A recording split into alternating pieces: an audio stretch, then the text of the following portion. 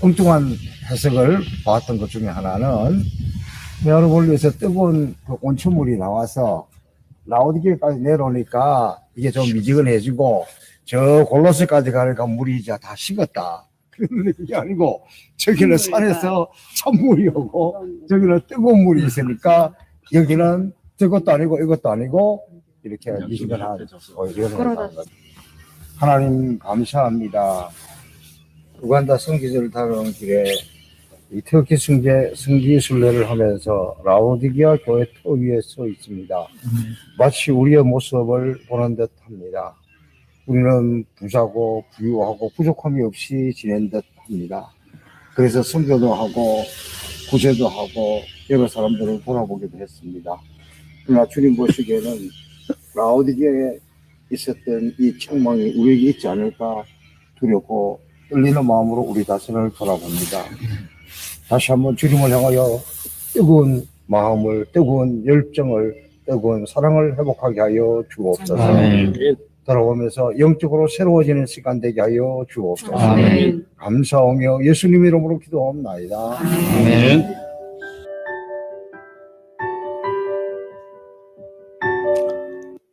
사랑하는 성도 여러분, 볼륨 조금만 낮춰주세요. 잘 오셨습니다. 무덥고 힘든 계절인데 주의 은혜로 십자가 단단히 붙들어서 승리할 수 있기를 주님의 이름으로 축복합니다. 제가 요즘 일주일에 한 번씩 보는 TV 프로그램이 있는데 그것은 팬덤 싱어 3입니다. 금요일 날 하는데 좀 기다렸어요. 지난주에 그 프로그램의 내용이 이렇습니다. 남성 사중창. 그런데 남성 사중창 너무너무 멋있어요. 그래서 제가 그게 좀 빠져 있어서 그런지 오늘은 남자 이 테너 소리하고 소리들이 잘 들리더라고요. 근데 이게 4팀이 참여를 해요.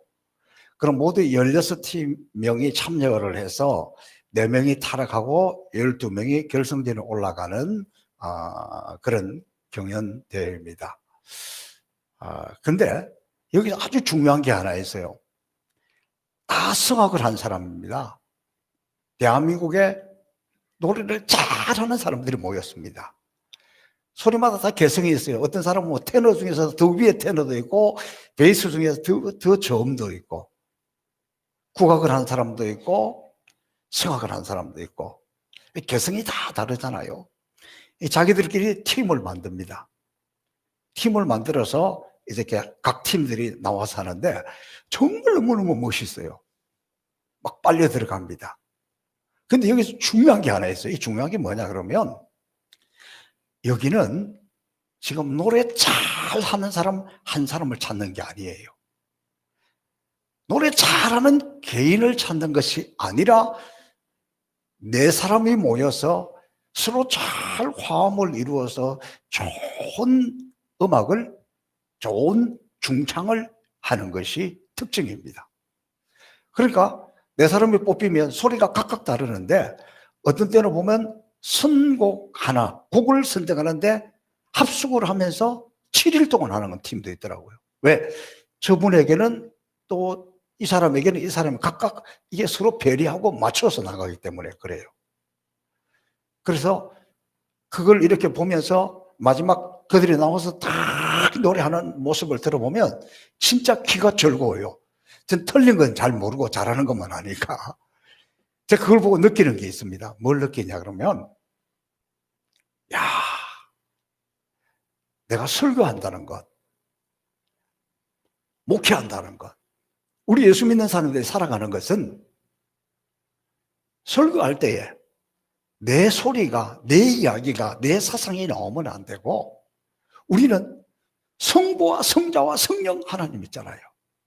이 성부와 성자와 성령 하나님 그분과 내가 거기에 묻혀 들어가서 그 속에 들어가서 잘 하모니를 이루어서 설교가 말씀으로 드러날 때는 하나님의 모습이 보이고 예수님의 음성이 들리고 성령님의 감동이 나타나서 목회도 그렇고 설교도 그렇고 우리의 삶도 그래요.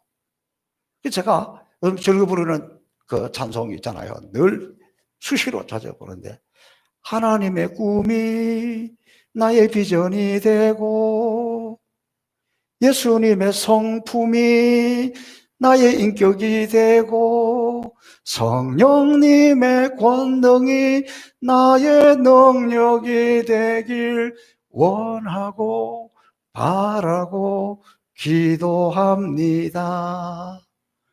우리 믿는 사람들은 하나님의 뜻, 하나님의 꿈이 나의 비전이 되고 예수님의 성품이 나의 인격이 되고 성령님의 권능이 나의 능력이 되어서, 그래서 우리가 그 속에 하나가 돼서 살아간다면 누가 우리를 건드리겠습니까? 어떤 마귀가 우리를 넘어뜨리겠습니까? 이게 진짜 신앙생활 아니겠는가? 그런데 제가 그걸 보면서 또 하나 더 느끼는 것은, 이분들은 여기서 이기기 위해서 처절하게 해요. 합숙을 하면서 목이 다 나가도록 얼마나 처절하게. 그래가지고 이 공연이 자기들 팀의 노래가 딱 끝나고 나면 딱 말도 못하고 움직이는 모습이 한참 가더라고. 뭐 일부러 그러는지 모르겠는데 제가 볼 때는 그런 것 같아요. 그 시간에는 박수도 못 쳐요. 힘이 모든 것을 다 쏟아붓고 이렇게 끝나는 모습을 보면서 내가 설교하면서 이렇게 하고 있는가? 목회하는 걸 이렇게 하고 있는가? 내 삶을 정말 하나님의 뜻에 예수님의 그 성품이 내 인격이 되도록 성령님의 그 능력이 내 삶 속에, 내 생활 속에, 내가 직장에서 사업하는 곳에서 나타나기 위해서 이렇게 몸부림치고 있는가? 우리 성도들의 삶이, 이 노래하는 사람도 이랬는데 이렇게 돼야 되지 않겠는가? 그런 깨달음을 가지면서 너무 감동을 받았습니다. 여러분, 우리는 혼자가 아닙니다. 내 목소리가, 내 주장이, 내 뜻이, 내 생각이 크게 두드러지고 나타나고 나는 나하고 안 맞아. 안 맞으면 어쩔 건데? 중요한 것은 하나님, 예수님, 성령님. 그러다가 보면 내가 죽어야 그것이 드러나게 되는 거예요. 오늘 저와 여러분의 삶 속에서 그런 역사가 일어나기를 축복합니다. 자, 오늘 우리가 초대 터키에 있던 7교회 중에서 마지막 라오디게아 교회를 살펴보고 있는데, 라오디게아 교회를 바라보면서 주님의 모습이 등장하는데, 아, 라오디게아 교회요, 탄식하는 것 같아요. 그리고 주님이 책망합니다. 내가 너를 사랑하기에 책망한다 그러면서, 저는 이 주님의 음성을, 주님의 모습을 보면서 우리 행복의 동산 송포교회는 괜찮다 그러는데 괜찮을까? 우리는 우리 나름대로 신앙생활하고 믿음생활 잘하고 있다고 하는데 정말 주님 보시기에는 괜찮을까? 그런 두려운 마음으로 이 말씀 앞에 씁니다. 근데 제가 성부와 성자와 성령과 내가 화합을 이루고 화합을 하고 그 속에 녹아 들어가 있다 생각을 하니까 설교할 때도 정말 그게 보이는 거예요. 오늘 14절에 그게 다 보이는 거예요. 그러니까 오늘 라오디게아 교회 먼저 주님의 모습이 보이는 거예요. 그 주님의 모습, 이 라오디게아 교회에 나타나신, 보여주신 주님의 모습이 어떤 모습이냐, 그것을 설명하고 있습니다. 먼저 주님의 모습을 보기 전에 이 라오디게아 교회가 어떤 상황이고 어떤 환경이었기 때문에 주님이 이런 모습으로 나타났을까? 이 라오디게아는 부리기아의 그쪽의 수도인데 이 지역의 특성이 있습니다. 이 라오디게아의 특성이 뭐냐? 첫 번째는 은행이 많았습니다. 금융의 중심지였다. 우리나라로 치면 여의도, 또 아니면 강화문, 그런 곳에 은행이 많잖아요. 여러분, 우리 동네가 지금도 시골이지만 제가 처음에 이곳에 왔을 때 17년 전에 비하면 엄청나게 달라졌어요. 제일 달라진 것이 뭐냐? 우리 교회 밑에 내려가면 주유소가 2개나 생겼어. 캄캄한 동네가 밤 주유소 불을 켜놔가지고 좀 환해지는 거예요. 여러분, 우리 동네 슈퍼마켓이 생겼잖아요. 이게요, 아침 일찍부터 밤 늦게까지 하는데 보통 슈퍼마켓이 아니에요. 국제적이에요. 여기는 한국 사람보다도 동남아 외국인 노동자들이 더 많이 갑니다. 그래가지고 거기 가면 여기가 동남아인가? 여기가 한국인가 헷갈릴 정도예요. 그리고 또 가보면 막 열대 과일들이 있어요. 그 비싼 두리안이 있는데 우리는 가서 냄새 좋다. 이 동남아 근로자들 그거 사가서 먹더라니까. 우리하고 조금 달라요. 아무튼 그래서 그런 유명한 슈퍼마켓도 들어왔죠. 편의점도 들어왔잖아요. 편의점 건물주도 우리 권사님이고 편의점 사장님도 우리 교회 집사님이고 그 편의점이 있어서 우리 지역이 얼마나 좋아졌는지 몰라요. 근데 저는 그거보다 제일 놀라운 것은 우리 동네에 이 시골 마을에 은행이 들어왔잖아요. 농협이. 이야, 그거 보고 내가 세상 많이 변했다. 너무 좋아졌다. 근데 어느 날 걱정이 되는 거예요. 요즘 여러분 은행도 장사가 잘 안 되면 어떻게 집 빼버려요. 철수시켜요. 그래서 제가 우리 동네 이 은행이 처음 생겼는데 이거 없어지면 안 되지. 그래서 내가 통장 하나 개설했다니까. 은행 통장 만드실 분이 있으면 되도록이면 뭐 교회 앞에 있는데 좀 이용해 주시기를 바랍니다. 없어지지 않도록. 라오디게아 교회, 그 라오디게아 지역에 은행이 많았다는 것은 그 정도로 사업이 활발하고 풍성하고 넉넉한 지역이었다. 그걸 볼 수 있습니다. 그 다음에 또 하나 특징이 있는데 그게 뭐냐면 안약, 눈에 있는 안약 생산지로서 유명합니다.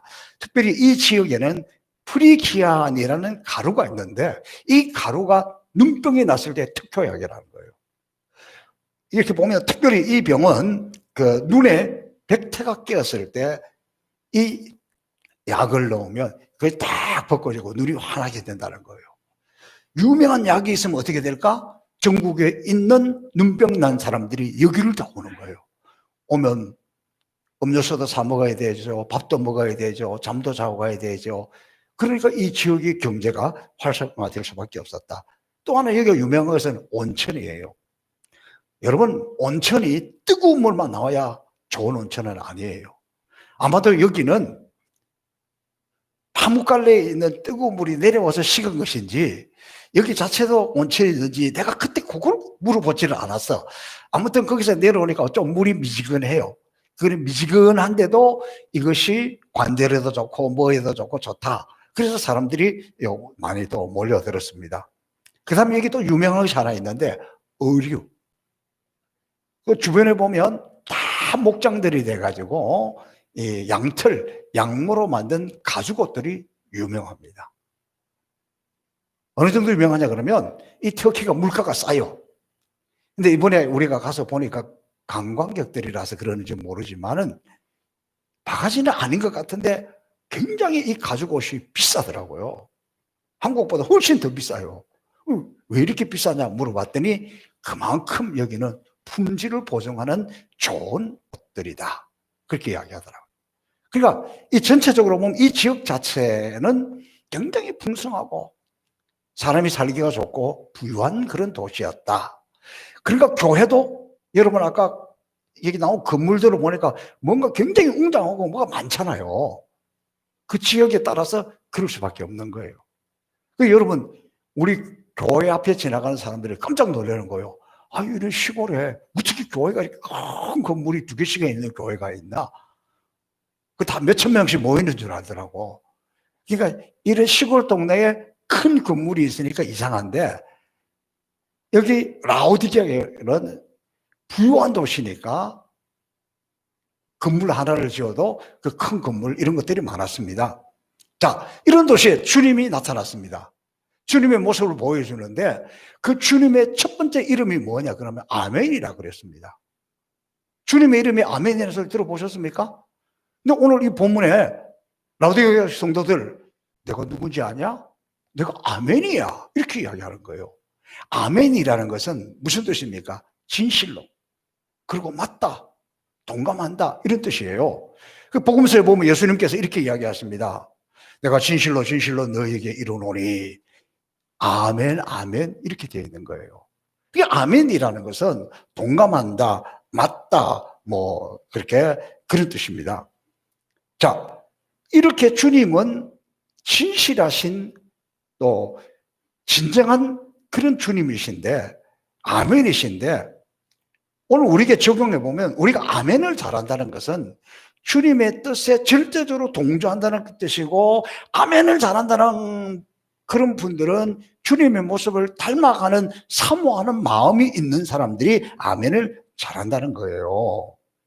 여러분, 제가 새벽기도 설교를 마치고 마지막 기도를 할 때 우리 성도들 새벽기도 나오신 분들에서 엄청나게 축복 기도를 해주고 마지막에 예수님 이름으로 기도합니다. 아멘, 아멘. 이렇게 두 번 해요. 그건 무슨 말이냐 그러면 적어도 우리 기도를 들으시는 주님이 응답해 주시는데 첫 번째 아멘은 하나님, 우리 오늘 이 새벽에 나온 이 사람들에게 이 기도한 대로 그대로 이루어질 줄로 믿습니다. 아멘. 그러면 두 번째는 주여, 나에게도 그대로 이루어질 줄로 믿습니다. 더 크게 아멘 이러는 거예요. 그래서 아멘, 아멘. 제가 새벽에 왜 두 번 하는지 그 이유가 이래서 그렇습니다. 여러분, 평소에 아멘을 잘 안 하시는 분도 은혜 받으면 성령의 불을 받는다든지 성령의 은혜를 충만하게 입으면 저절로 아멘 나오는 거예요. 뭐 알 사람은 알겠죠.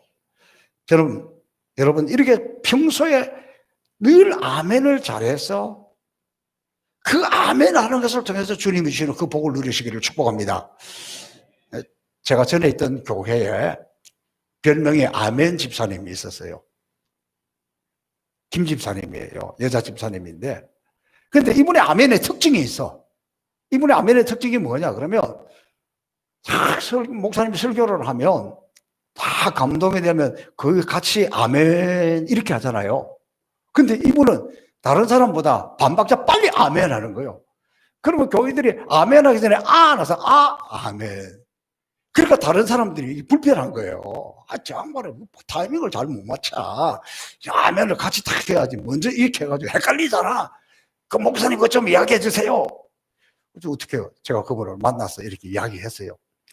집사님, 참 집사님 아멘을 잘하시고 아멘을 크게 하시고 또 먼저 이렇게 아멘 하니까 제가 설교할 때 너무 신나고 좋다고. 그런데 그 좀 타이밍을 같이 맞춰서 같이 아멘 하면 안 되겠습니까? 근데 왜 그렇게 하세요? 그랬더니 이분 이렇게 이야기하는 거예요. 목사님, 저는 사는 것도 너무 어렵고 힘드는데 하나님의 복을 받아야 되는데 남들이 나보다 먼저 복을 받을까 봐 내가 먼저 복을 받으려고 내가 아멘을 그렇게 해서 먼저 한다는 거예요. 그렇게 말하니까 할 말이 없잖아. 그때 내가 깨달음이 있어가지고 그때부터 제가 새벽 기도에 가서 설교하고 마지막 기도해 줄 때는 이분은 한 박자 빠르게 하는데 나는 반복. 성도들도 복 받으라. 나도 복 받겠다. 아멘, 아멘. 그렇게 하는 거예요. 근데 또 성도들 중에서는 어떤 분들이 이렇게 이야기해요. 목사님 설교를 집중해서 다 은혜롭게 듣고 있는데 막 때도 시도 아멘 아멘 하니까 아주 힘들다는 거예요. 좀 안 했으면 좋겠다는 거예요. 그 목사님 어떻게 좀 해보세요. 제가 뭐라고 대답할까요? 나는 크게 하든 두 번 하든 많이 하든 아멘 하는 사람이 좋아요. 왜냐하면 보세요. 탁 지그시 능 먹고 그 아멘 아멘 하는 것 같기도 하고 졸고 있는 것 같기도 하고 듣는지 안 듣는지도 몰라. 그런데 아멘 안 해야 될 때 하는 것은 이상해. 꼭 누구 보고 하는 이야기는 아닌데 그러나 아멘 해야 될 때 그렇게 아멘 하면 듣는 사람 저분이 은혜 받았구나. 같은 마음이구나. 맞습니다. 맞고요구나. 그러고 힘이 나는 거예요. 그래서 저는 어떤 경우에라도 아멘을 크게 하는 사람을 좋아합니다. 아멘을 잘하는 사람을 좋아합니다. 아멘을 왜 좋아하느냐? 아멘이 주님이시고 주님을 그 앞에서 우리도 아멘 하면 아멘하는 그 축복이 선포되는 말씀이 축복이 그대로 다 이루어지길 줄로 믿기 때문입니다. 아멘.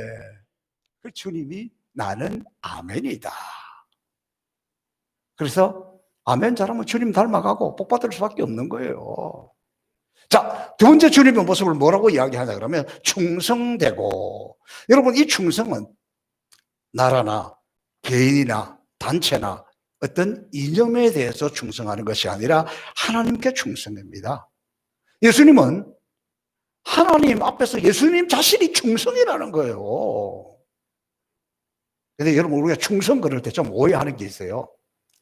막 열심히 하면 충성이라고 생각하는데 그렇지 않아요.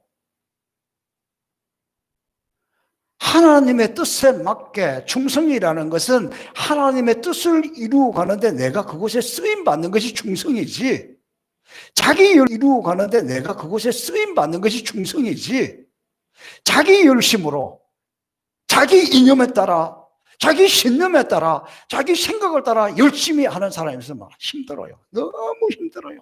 아주 골치가 아파요.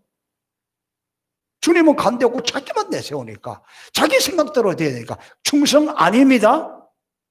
이단에 빠진 사람들 얼마나 충성한지 아세요? 열심히 곧 충성은 아닙니다. 열심보다 더 중요한 것은 하나님의 뜻입니다. 여러분, 충성이라는 한자가 어떻게 되었습니까? 가운데 중자에다가 마음 심자입니다. 예수 믿는 사람들에게 적용하면 어떻게 되겠습니까? 마음 중심으로 하나님의 말씀, 하나님의 뜻을 이루어가는 것, 이게 충성이에요.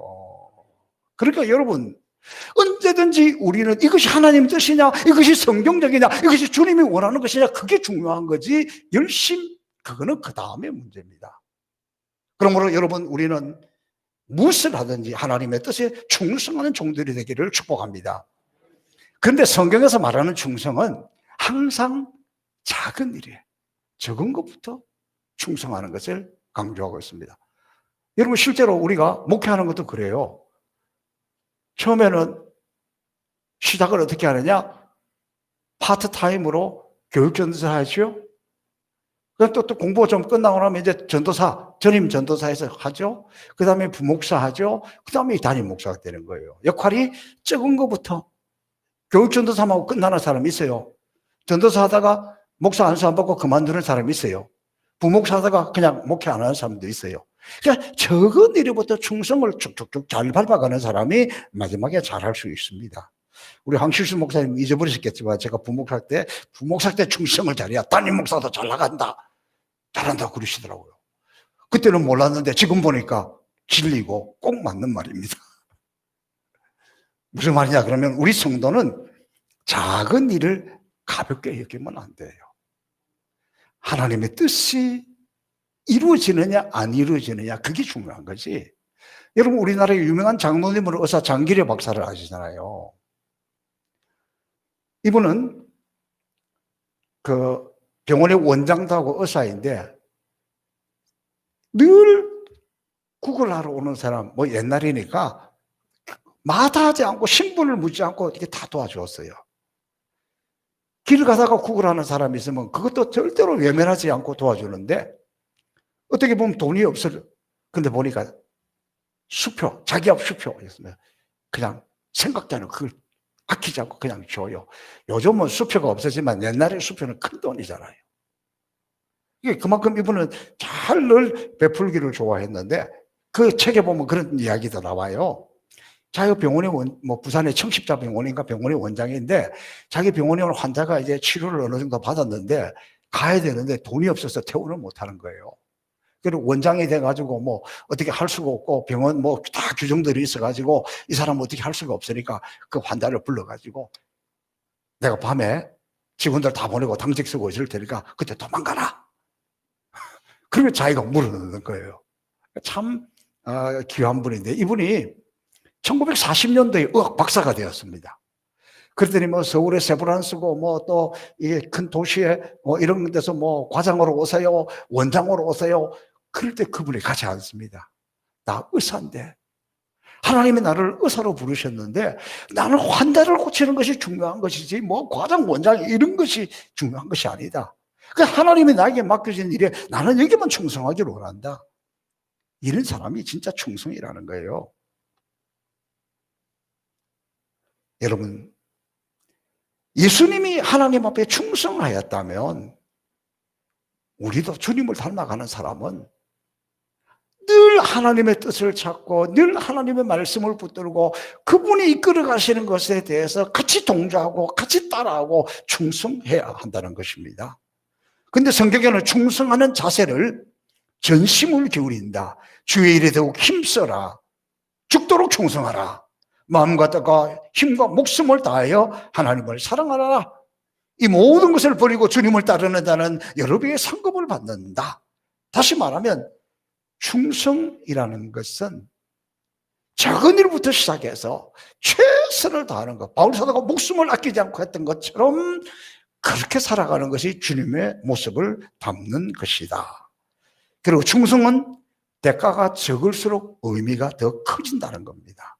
저도 여러분도 다 주님의 종입니다. 종은 실권이 없는 노예를 뜻하고 주인을 위하여 대가 없이 일하는 것, 그게 진짜 종이요, 진짜 충성입니다. 세례 요한은 이렇게 이야기합니다. 주님은 흥하여야 하겠고 나는 쇠하여야 하리라. 진짜 충성은 주인께서 우리를 칭찬할 때에도 아닙니다. 그저 나는 무익한데 내 할 일을 했을 뿐입니다. 내가 이것을 하고 내가 이렇게 한 것이 아니라 내가 나에게 베풀어진 그 은혜, 내가 해야 될 일 그거 조금 한 것밖에 없습니다. 그런 뜻입니다. 충성은 끝까지 가야 진짜 충성입니다. 주님을 따르는 우리는 우리 자기를 부인하고 자기의 정력을 십자가에 못 박고 시작하는 것이지 않습니까? 그래서 나는 십자가 위에 못 박고 내 정력을 십자가에 못 박고 주님을 따라갈 때 끝까지 갈 수 있는 것이지, 늘 자기 뜻을 가지고 있고 자기 생각을 가지고 있고 자기 이념을 가지고 있고 자기 주장을 가면 끝까지 가기 어려워요. 열심히 있을는지는 몰라도 그건 진정한 충성은 아닙니다. 충성, 가장 중요한 것은 하나님의 뜻입니다. 하나님이 원하시는 것입니다. 충성된 종들이 되기를 바랍니다.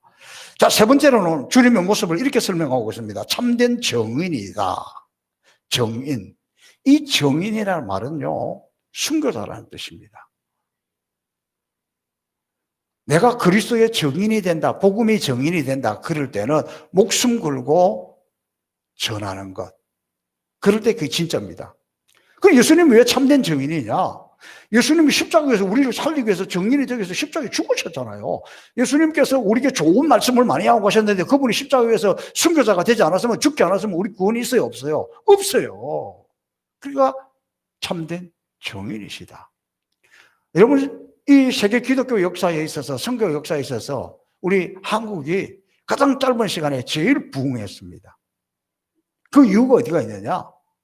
한국 기독교는 일제시대 때, 6.25 때 순교자를 많이 배출했기 때문에 그래요. 그래서 우리 교회도 우리 순교자 기념사업회에 매월 후원합니다. 그 정신을 이어받고자 하기 때문에 그렇습니다. 근데 일본 기독교하고 한국 기독교를 비교하는 것이 있는데, 일본 기독교는 한국 기독교보다 역사가 더 길어요. 더 빨리 복음이 들어왔어요. 근데 일본 기독교는 아주 미미합니다. 1%도 안 됩니다. 근데 일본 기독교는 아주 성도들이 인격적입니다. 예수 믿는 사람들이 생활이 좀 반듯합니다. 한국 교회는 솔직히 예수 믿는다고 생활이 그렇게 반듯하지 않아요. 좀 부족해요. 근데 한국 교회 왜 이렇게 부흥하고 일본의 교회는 이렇게 미미한 존재가 되었느냐? 가장 그 중요한 차이점, 한국 교회는 사람들이 화끈해가지고 예수 믿어도 복음을 전해도 선교해도 목숨 걸고 한다는 거예요. 그래서 순교하는 거예요. 그러니까 순교의 피가 있어서 한국 교회는 이렇게 부흥했고, 일본은 인격적인 생활이 있어서는 좀 반듯해 보이는데 이 순교자가 없어서 그렇다라고 원인을 분석해 놓기도 합니다. 여러분, 지금 우리 한국 교회가 왜 이렇게 힘이 없고 무기력하고 사람들에게 외면을 받느냐? 그것은 목숨 걸고 순교자 정신이 사라졌기 때문이다. 만약에 우리가 참된 정인이 되면, 진짜 제대로 믿으며 진짜 정인의 삶을 살면 주님은 이후에 천국에서 상뿐만 아니라 이 땅에서 살아갈 때에도 복을 주신다고 성경은 약속하고 있습니다. 여러분, 그거는 우리 교회 보면 알잖아요. 우리가 2월 달에 아프리카에 갈 때 코로나가 오지 않았습니까? 이미 왔어요. 다 포기했어요. 많이 못 갔어요. 저는 그거 모르고 갔겠습니까? 아주 간땡이가 부어가지고 겁도 없이 그냥 갔겠습니까? 그렇지 않아요. 따라가시는 분은 몰라도 인도하는 사람 입장에서 엄청나게 마음이 무겁습니다. 그래서 주님을 의지하고, 이런 위험이 있다고 우리가 포기할 수 없지. 그렇게 갔다 왔기 때문에 하나님은 은혜를 주시는 거예요. 지금 코로나가 와서 난리가 나도 우리 교회는 비교적 그 영향에서 벗어나 있습니다. 보세요. 한국 교회가 코로나가 와서 교회가 문을 다 닫을 때도 우리는 걱정이 안 됩니까? 우리는 코로나 안 걸립니까? 위험하지만 조심스럽게 그래도 주의를 한 번도 우리는 빼놓지 않고 현장 예배를 드렸어요. 그리고 우리 성도들이 유튜브를 통해서 예배 드리는 걸 보면 진지하게 제대로 들었어요. 왜냐하면 여러분 방송 보고 예배 드리는 거 제대로 하기 어려워요. 왔다 갔다 하고 여기 들었다 저기 들었다 그러기 쉬운데 그래도 제가 보니까 우리 교회들은 다 앉아서 제대로 예배를 드렸다니까. 그러니까 코로나 와도 괜찮고 지나가도 괜찮고 앞으로도 괜찮고 잘 될 줄로 믿습니다. 하나님 상 주시는 거예요. 상. 하나님이 얼마나 기쁘실까 생각하니까 우리도 기뻐가지고 떡도 주고 김치도 주고 앞으로도 계속 주고 할렐루야. 그리고 오늘 이 14절의 마지막 주님의 모습을 뭐라고 이야기하냐면 창조의 근원이시다. 주님의 모습을 창조의 근원이라 그랬습니다. 요한복음 1장 3절에 보니까 만물이 그로 말미암아 지은 바 되었으니 이 모든 만물이 창조주 하나님, 야훼 하나님뿐만 아니라 예수님이 창조의 근원이라는 사실이에요. 이 말이 무슨 말이냐 그러면 라우디게아 교회 사람들이 이렇게 생각한 거예요. 우리가 노력해가지고 교회도 이렇게 잘 지었고 우리 도시도 이렇게 잘 되었고 우리도 이렇게 잘 되었으니까 참 우리가 대단해, 우리가 괜찮아, 이렇게 폼 잡고 있으니까 하나님께서 예수님을 보내가지고 뭐라고 이야기해? 내가 창조의 근원이야. 창조주 하나님을 인정하는 것, 창조주 예수님을 인정하는 것이 우리 신앙의 근본 중에 근본이에요. 저는 요즘 자연을 통해서 창조주 하나님을 너무너무 많이 경험해요. 제가 아침에 제일 많이 듣는 소리가 무슨 소리냐 그러면 저희 집에 막 참새들이 모기도 못 들어오게 막아놨는데도 막 참새들이 다 들어와요. 그거 쫓아보낸다고 보통 일이 아니에요. 왜? 막 싸고 다니니까. 근데 제일 많이 들리는 소리가 뭐냐? 뻐꾸기 소리예요. 뻐꾸기는 아침부터 낮에도. 근데 제가 뻐꾸기를 소리를 가만 듣다가 보면 어떤 분은 너무 구슬프게 슬픈 것 같아. 저 비둘기는 너무 슬프구나. 또 어떻게 이 뻐꾸기가 오는 게 너무너무 상쾌하게 막 행복하게 하는 거예요. 그래서 제가 이 뻐꾸기를 보고 싶은데 밤에 와도 안 보이고 낮에 가서 뻐꾸기 보려고 다 되는데 안 보이더라니까. 근데 내가 인터넷 찾아봤어요. 참새 큰 것 같기도 하고 붕이 비슷하게 생기기도 하고. 근데 너무 궁금해. 왜 궁금한지 아세요? 물어보려고. 야, 너 우는 거냐 웃는 거냐? 어떤 때는 웃는 것 같기도 하고 우는 것 같기도 하고.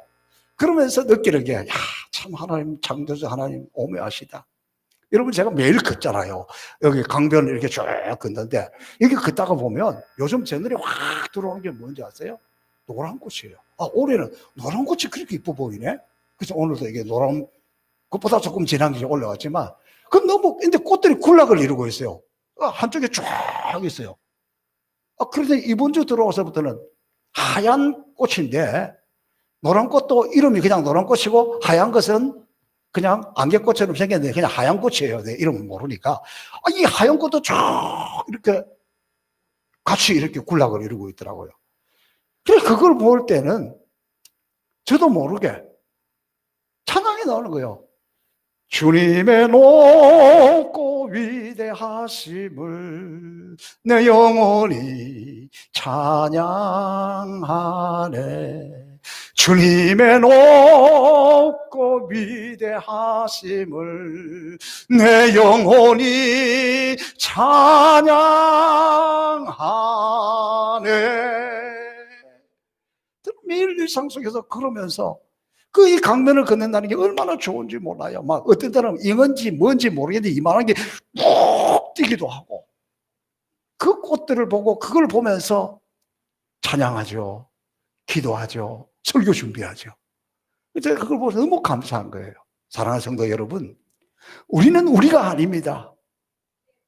하나님의 꿈이 우리의 비전이 되고 예수님의 성품이 우리의 인격이 되고 성령님의 권능이 나의 능력이 되어서 이 삼위일체 하나님과 내가 하나가 되어서 이렇게 살아갈 때, 그때 우리를 통해서 하나님의 역사가 나타나고 영광이 나타나고 복이 될 줄로 믿습니다. 오늘 라오디게아 교회에 나타나신 그 주님 아멘이십니다. 충성이십니다. 참된 청년이십니다. 창조의 권원입니다. 이 하나님의 능력, 이 하나님이 저와 여러분의 하나님이 되어서 우리 나가는 길 그분이 인도하시고 우리는 그분을 따라 나가 원수도 이기고 세상도 이기고 죄악도 이기고 승리할 수 있기를 주님의 이름으로 축복합니다. 살아계신 아버지 하나님 감사합니다. 라디오 교회에 나타나신 주님의 모습, 우리가 그분 오실 때, 그분 맞이할 때 그분 앞에 어떻게 설 것인지를 다시 한번 말씀을 통해서 깨닫게 해주시니 감사합니다. 하나님 앞에 온전하게 서는 백성들 되게 하여 주옵소서. 감사하며 예수님 이름으로 축복하며 기도하옵나이다. 아멘.